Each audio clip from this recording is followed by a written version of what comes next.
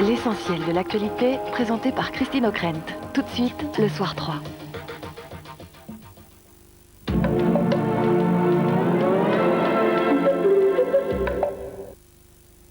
L'intelligence est le bien le plus précieux des enfants.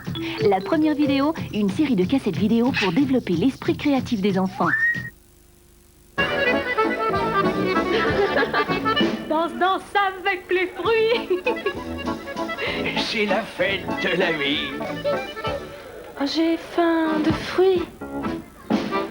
Chambourcy, oh oui. Yaourt et fruits de Chambourcy. Chambourcy, oh oui. Europe 2 présente Sous les pavés la plage, les tubes de mai 68. Elle m'a dit d'aller siffler. Avec Sous les pavés la plage, retrouvez l'air du temps de mai 68 en 1 heure de chansons et de souvenirs.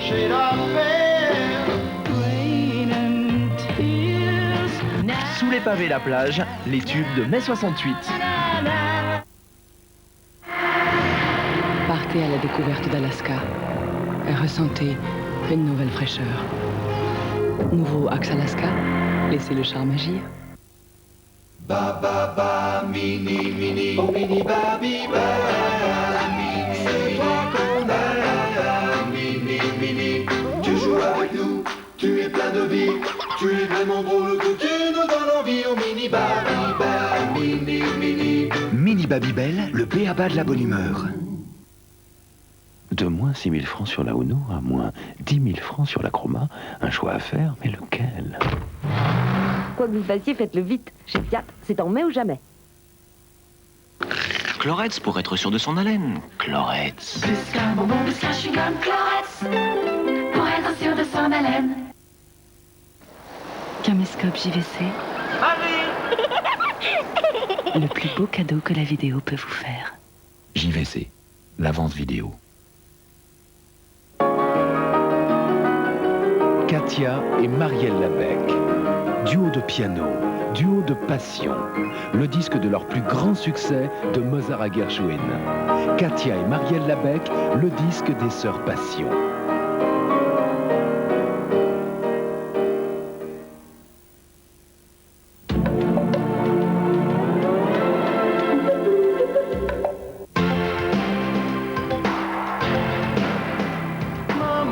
Samedi à 20h50 sur France 2, Patrick Fiori défendra les couleurs de la France au concours de l'Eurovision avec Mama Corsica, spécialement écrite pour lui par François Valéry.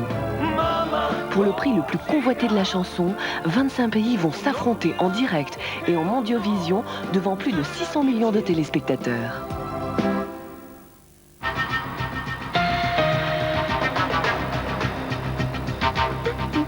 Prise d'otage à la maternelle. Depuis ce matin, un homme armé menace, sans les malmener, de tout petits enfants et leur institutrice dans une école de Neuilly-sur-Seine.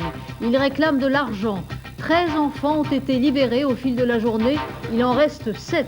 Les policiers disposés en force tout autour de l'école continuent de négocier avec l'inconnu. Le point de la situation avec nos équipes sur place et toutes les questions que l'on se pose dans ce genre d'affaires. Comment faut-il négocier ? Comment ramener le preneur d'otages à la raison et surtout quel peut être l'état psychologique de ces enfants qui, je le répète, n'ont pas été molestés? Les réponses de Philippe Legorju, l'ancien patron du GIGN, et du docteur Patrice Luer, spécialiste en psychologie enfantine.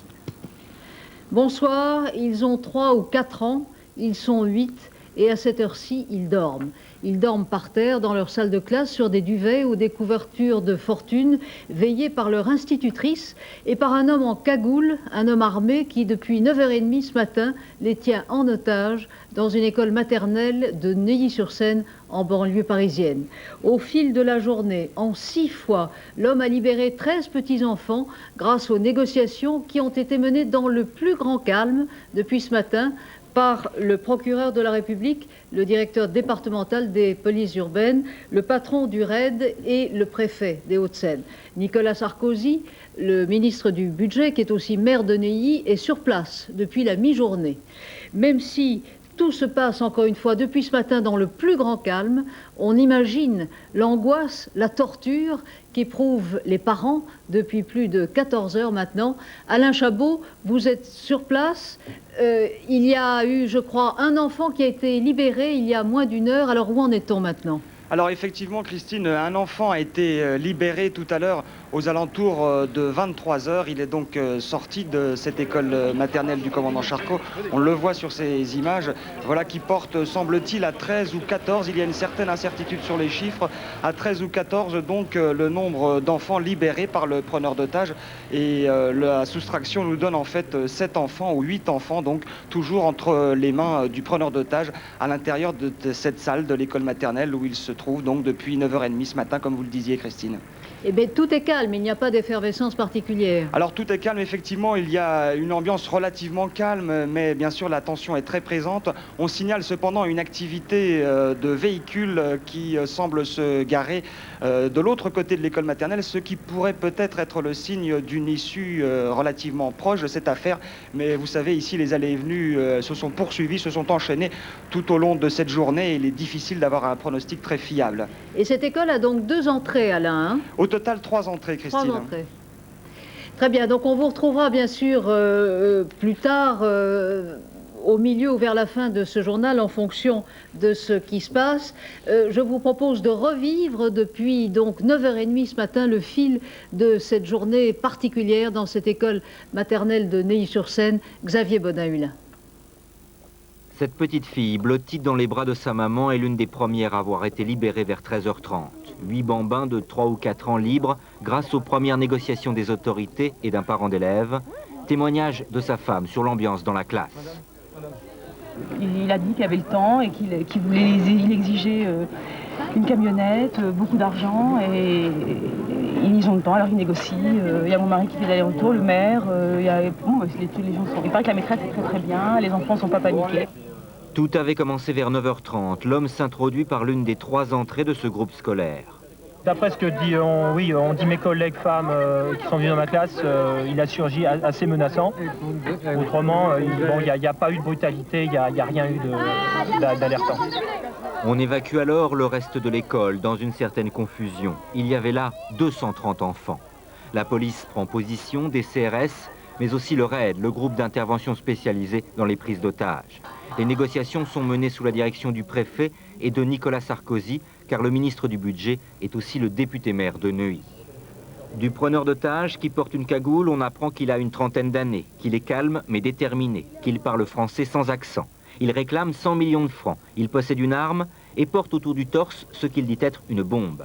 Sa seule motivation semble l'argent, raconte un journaliste appelé à l'intérieur de l'école pour dialoguer. Dialogue contre la libération d'un nouvel enfant.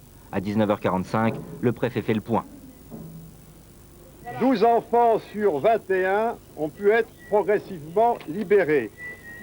La situation dans la classe est toujours calme et les enfants n'ont jamais été menacés.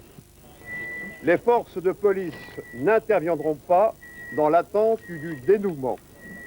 Un 13e enfant a été libéré vers 23h. Reste une maîtresse d'école et 8 gamins de 3-4 ans otages. Leurs parents ont